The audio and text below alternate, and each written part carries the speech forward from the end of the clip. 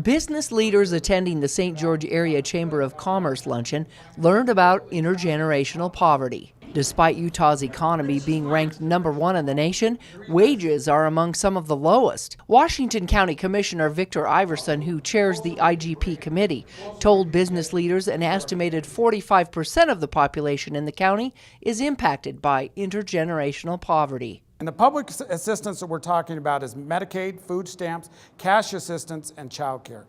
And we also measure that by a 12-month period of time.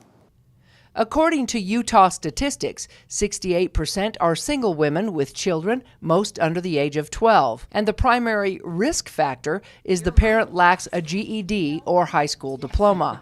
79% of them have children, and 78% of them are less than 35 years old. In 2012, the Utah legislature put together a task force to try and address this issue and stop the cycle from growing. In 2017, 13 counties, including Washington County, joined the call to action to come up with potential solutions. What they are finding is a close tie between crime and poverty. That number right there, 32% of youth the ages of 10 to 17 in Washington County that are experiencing intergenerational poverty have involvement with the justice system. So folks, we can either help them or we'll also house them out at what we like to say Corey Pulsifer's Hotel. Research shows there are several reasons this may happen. Most have to do with adverse childhood experiences. Where you have addiction issues, where they grow up in homes where they're exposed to violence, where they're exposed to, and there's about 18 indicators, sexual abuse and others. Their chances of also having, what would you call it, damaging experiences in their life or being stuck in the cycle dramatically increase.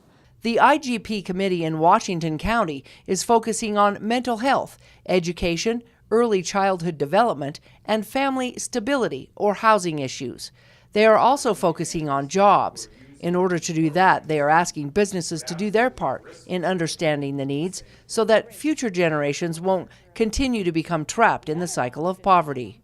What we're going to be asking business leaders to do is to recognize that maybe that young lady that you just hired to be in your front desk and work, she's starting out there and she's a single mother, but have a little bit of interest in helping her arrange her schedule in a way that would allow her to take care of her kids, to stay employed with you, refer her into the Circles program, help her to get those skills. There's a lot of skills through workforce services.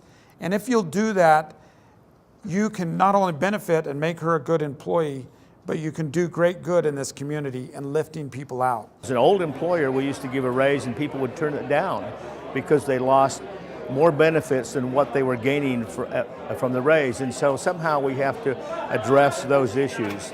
But another issue is we need employers. We need businesses, small, large, corporation, mom and pop shops, to make sure that they can step up and increase the amount of pay that they give people to help them live a sustainable and livable life. Businesses can play a huge role in helping to reshape the future of families living in poverty by better understanding and accommodating some of their stresses and needs. Every once in a while, you might have sick children. Every once in a while, you may have a car that's broken. You're taking public transportation to get there, and the public transportation is late. Be lenient with them. Help them out. Don't give them a handout, but give them a hand up. And I think our businesses would do that if they're educated on that. One suggestion was to get feedback from those who are struggling to find out what might work for them. The St. George Area Chamber plans to put out a survey to businesses in the future, asking them their input and giving them suggestions on how they can help. In Washington County, Melissa Anderson, CEC News.